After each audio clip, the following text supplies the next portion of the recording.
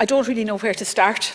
So what I'm going to start on is I'm just going to give a quick explanation in relation to Fair Deal, because I think some of that has been lost in the context of what has been said.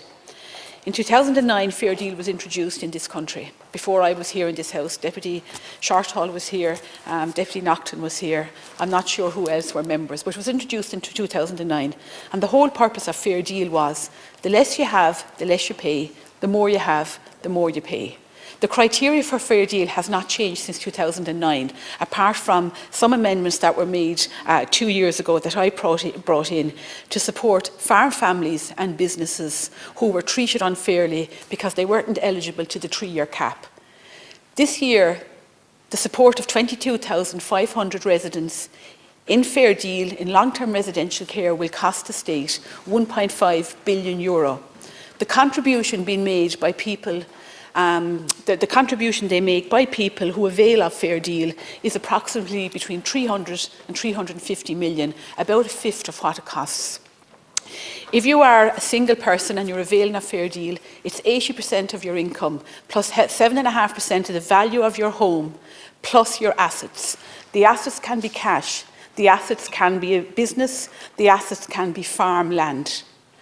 If you are a married person, it's 40% of your income, plus 7.5% the value, or 3.75% if you're a married person. So it's the same for everyone, regardless whether you live in Kerry or you live in Waterford. It's as simple as that. That's the way it works. Farm organisations welcomed what I did 2 years ago, because farmers and businesses were excluded from the 3-year cap, and we had farmers in nursing homes for up to 6 years. And unfortunately, what happened was that they had to keep paying the 7.5%, the value of their stock or their lands or their business. That was the challenge there.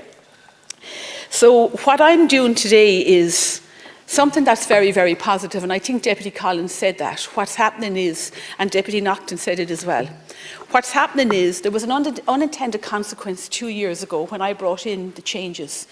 And what it meant was that there was only specific people who you could appoint as the successor.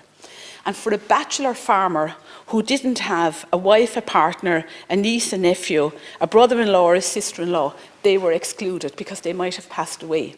And what I'm introducing is simple, really. It means that for a bachelor farmer or a bachelor farmerette, and I was told today I have never heard of that term before, but we do use it in Waterford.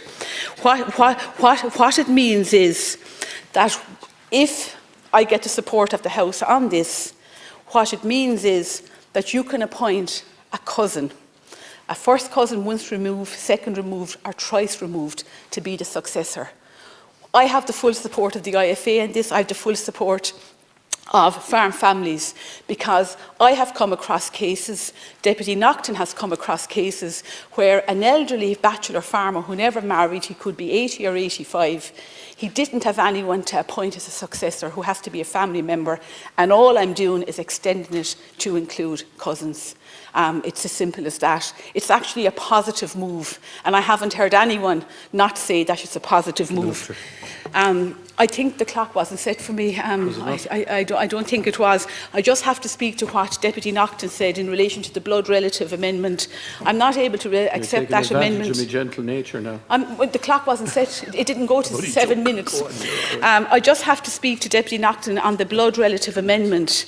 The blood relative is not a legal term per se, so I'm not in a position to accept it. But I believe what I'm proposing will resolve the issues.